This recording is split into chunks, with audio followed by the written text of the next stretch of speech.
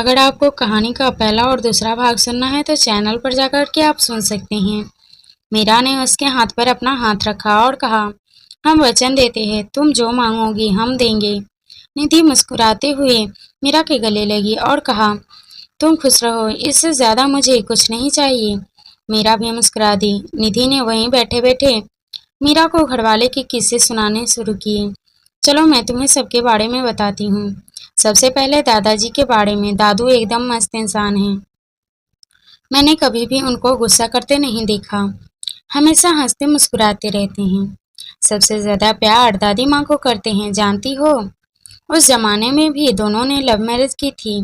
How romantic ना। दादी माँ कोलकाता से है, इसलिए साल में एक बार दादा दादी वहाँ जरूर जाते हैं।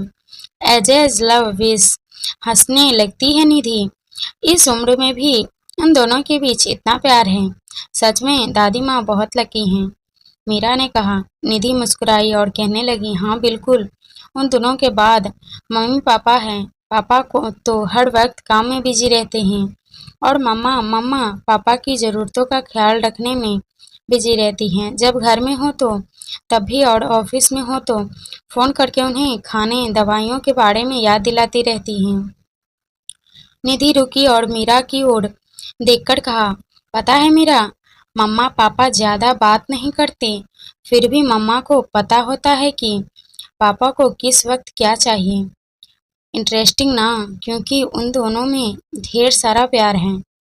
मीरा ने निधि की बातों को दिलचस्पी दिखाते हुए कहा, हाँ। उसके बाद अर्जुन भैया बिल्कुल तुम्हारी तरह हैं, शांत, आदर्शवादी और चुप चुप रहने वाले। उन्हें शोर शराबा बिल्कुल पसंद नहीं है। एमबीए किया है और अब पापा के साथ मिलकर ऑफिस संभाल रहे हैं।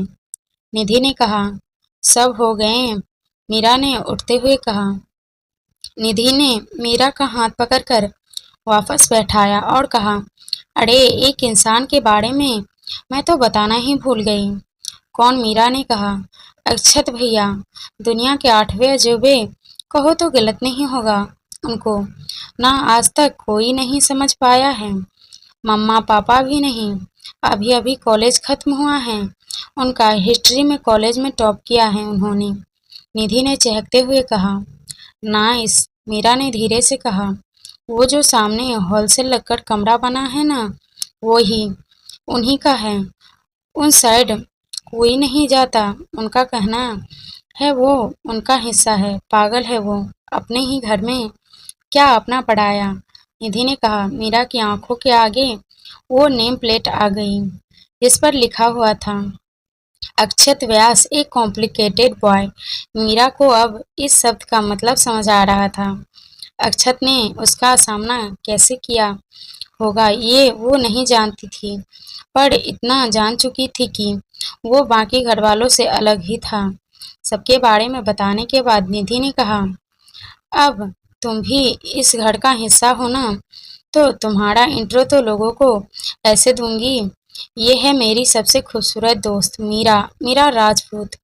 थोड़ी चुप चुप, थोड़ी खामोश, लेकिन इसकी आंखें बहुत बातें करती हैं। मीरा हंसने लगी और कहा, अरे बस कर, हम इतने ही खूबसूरत नहीं हैं। निधि ने मीरा की ओर देखा और कहा, हाय कितनी खूबसूरत तो हो, कोई भी मर मिटे। मैं लड़का होती ना तो पक्का शादी कर लेती तुमसे। चुप करो, सच में बहुत बड़ी नौटंकी हो तुम। मीरा ने मैं उठते हुए कहा, अच्छा मीरा मार्केट चले। निधि ने कहा। निधि, अगले महीने हमारे एग्जाम शुरू होने वाले हैं और एक महीने कॉलेज नहीं आने की वजह से मेरा सारा रिवीजन बाकी है। मैं नहीं जा पाऊंगी, प्लीज। मीरा ने कहा। इट्स ओके, मैं भी नहीं जा रही फिर। निधि ने वापस बैठते हुए कहा, अरे तुम क्यों नहीं जा रही? अब मीरा ने यह कह दिया, अकेला छोड़कर अच्छा लगता है क्या? निधि ने मासूमियत से कहा, अरे हम रह लेंगे, हमारी वजह से तुम अपनी खुशी बर्बाद मत करो। तुम जाओ। मीरा ने प्यार से निधि के गाल को छूकर कहा, थैंक्स। अच्छा मीरा, वो जो फर्स्ट नंबर वाला कवर्ड है वो खाली है, तुम उसमें अपने कपड़े और बाकी सामान रख लेना और बुक्स मेरी वाली टेबल पर ही रख लेना। और कुछ चाहिए हो तो मम्मा से कह देना या मुझे फ़ोन कर लेना। निधि एक सांस में बोल गई, हम सब देख, तुम बेफिक्र होकर जाओ। मीरा ने अपना बैग खोलते हुए कहा।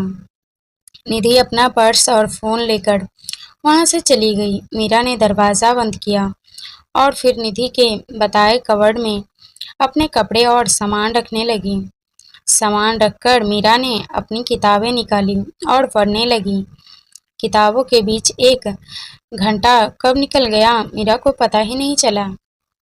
उसने एक किताब उठाई और लेकर बालकनी में पड़ी कुर्सी पर आकर बैठ गई।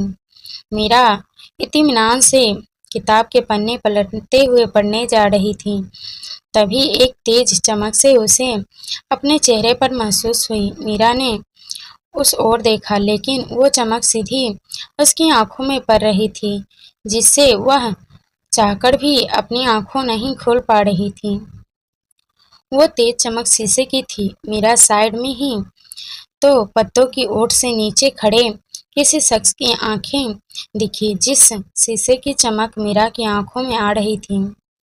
वो शीशा नीचे खड़े उस शख्स की घड़ी का था, जो उसके हाथ में बंधी हुई थी। जैसे ही उसने हाथ ऊपर किया, एक बार फिर वही रोशनी मीरा के चेहरे पर आ गिरी। मीरा ने देखने की कोशिश की, लेकिन इस बार सिर्फ उसके सुर्ख होठ दिखाई दिए। मीरा को झुंझलाहट हो रही थी। एक तो वह तेज रोशनी, ऊपर से वह नीचे खड़े उस शख्स को देख नहीं पा रही थी।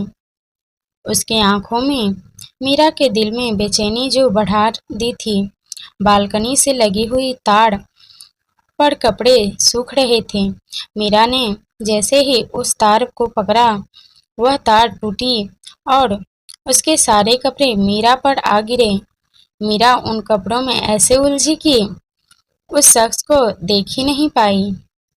जब वह उठी और नीचे देखा तो वो उसे बाहर जाता हुआ दिखा। मीरा को पहली बार बहुत निराश हुई। हाथ में पहनी लड़के की घड़ी का शीशा अभी भी चमक रहा था। चलते चलते उसने जैसे ही हाथ उठाया, एक तेज रोशनी एक बार फिर मीरा की आंखों में आ गिरी। मीरा अंदर आकर लेट गई, लेकिन आंखों के आगे बार बार वो दो आंखें और सुर्ख होठ आ रहे थे। मीरा की झुंझलाहट अब और ज्यादा बढ़ गई, तो वह कमरे में से बाहर आई। नीचे आकर वह बगीचे में दादी के पास चली आई। दादी ने दिखाते उसे पास आने को कहा और बोली, मन लग गया ना तुम्हारे यहाँ? जी दादी माँ, मीरा ने धीरे से कहा। आओ बैठो, दादी ने बड़े प्यार से कहा, तो मीरा आकर उसके पास बैठ गई। दादी ने बड़े गौर से देखा और कहा, तुम कुछ परेशान नजर आ रही हो, मुझे बताओ, किसी ने कुछ कहा? नहीं दादी माँ, ऐसी कोई बात नहीं है, सब बहुत अच्छे हैं, मीरा ने नजरें चुराते हुए कहा। तो फिर इतने प्यारे से चेहरे पर परेशानी के भाव क्यों? देख, मैं दादी माँ चेहरा पढ़ लेती हूँ, दादी माँ ने शरारत से मुस्कुराते हुए कहा। दादी माँ को वो अभी यहाँ नीचे कोई था क्या? मीरा ने झिझकते हुए कहा। यहाँ, हाँ, वो कुछ देर पहले अक्षत आया था, लेकिन वो पट्टा एक जगह टिकता कहाँ है? आया है वापस चला गया। उस लड़के को बस दिन भर घूमना फिरना मस्ती ही करनी है, पता नहीं अपनी जिम्मेदारियों को कब समझेगा ये, दादी ने कहा। ओ सेट, तो वो थे, अभी उससे मिली भी नहीं हूँ और टॉर्चर करना शुरू।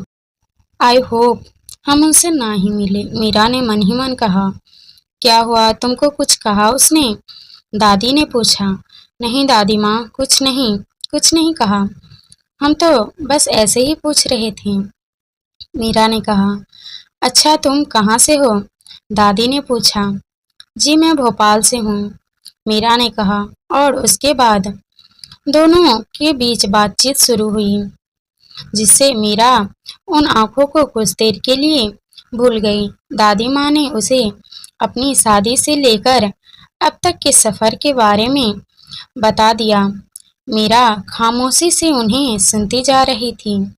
दिन चढ़ने लगा था। दादी माँ और मीरा अंदर चली आई। मीरा ने देखा रघु बरामदे से कपड़े का ढेर लेकर जा रहा था, तो वह मदद के लिए उसके पास आई और कहा, लाइए कुछ कपड़े हमें दे दीजिए। अरे नहीं नहीं दीदी, ये अक्षत भैया के बाबा के हैं कपड़े हैं, इन्हें तो हमें ही रखने जाना होगा।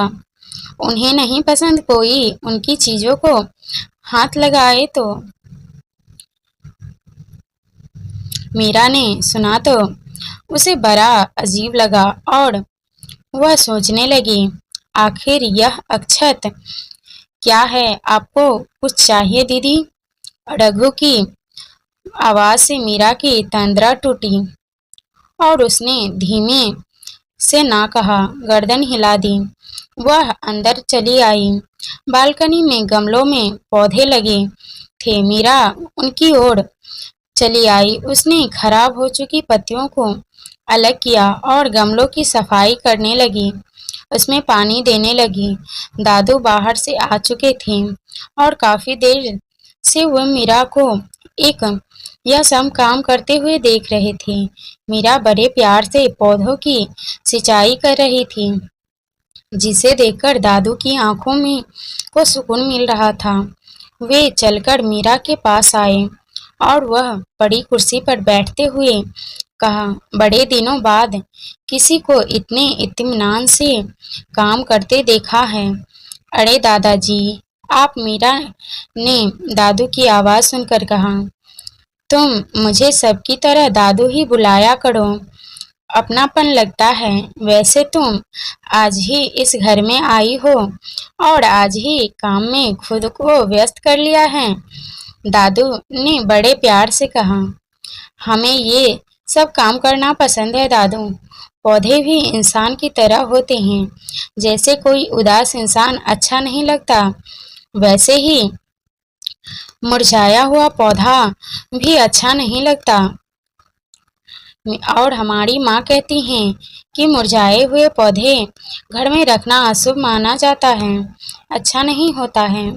मीरा ने धीमी आवाज में पौधे पर लगे उस छोटे से फूल को सहलाते हुए कहा, तुम तो बहुत समझदार बच्ची हो। ये पौधे अक्षत लगाया था जब पिछले साल हम सब बनारस गए थे घूमने। वहां से लौटते हुए रास्ते में उसने ये खरीदे थे। ये बात और है, घर में लाने के बाद उस नालायक ने इन्हें संभाला नहीं। दादू ने कहा। दादू के मुंह से अक्षत का नाम सुनकर मीरा के दिमाग में फिर वही दो आंखें घूमने लगी। उसे खामोश देखकर दादाजी ने कहा, तुम करो, मैं चलता हूँ। दादू वहां से चले गए। मीरा वहीं बैठी अक्षत के बारे में सोचने लगी, जिसका नाम वह सुबह से लगातार सुन रही थी, लेकिन जिसे देखा नहीं था उसने। ऐसे, ए मीरा, वहां क्या कर रही हो तुम? निधि ने बाहर से आते हुए कहा, जिसके हाथ में कुछ बैग्स थे। निधि को वहां देखकर मीरा उठी, हाथ धोए और हॉल में जाकर बैठ गई। मीरा निधि के पास आई और निधि ने एक नोटबुक उसकी ओर बढ़ाकर कहा, ये लो तुम्हारे 1 महीने के नोट्स। ये तुम्हें कहाँ से मिले? मीरा ने हैरानी से कहा। विनीत से, आज मार्केट में मिला था। मैंने उसे कहा कि मीरा 1 महीने कॉलेज नहीं आई थी, तो उसने खुशी खुशी अपने नोट्स दे दिए।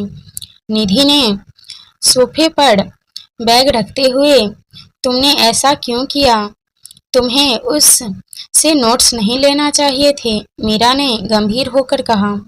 ओ कम ऑन मीरा, सब जानते हैं विनीत तुम्हें पसंद करता है और इसलिए उसने तुम्हें अपने नोट्स दिए हैं। निधि ने कहा, हम उसे कल ये वापस लौटा देंगे। मीरा ने कहा, तुम्हारी मर्जी। निधि ने सोफे पर बैठते हुए कहा। मीरा ने बुक को टेबल पर रखा और निधि के बगल में बैठ गई। निधि ने एक बैग से चॉकलेट का पैकेट निकालते हुए कहा, खाओगी? तुम्हें पता है ना, हमें चॉकलेट पसंद नहीं है। अगर आपको आगे की कहानी सुनना है तो कमेंट करें और चैनल को सब्सक्राइब करें। धन्यवाद।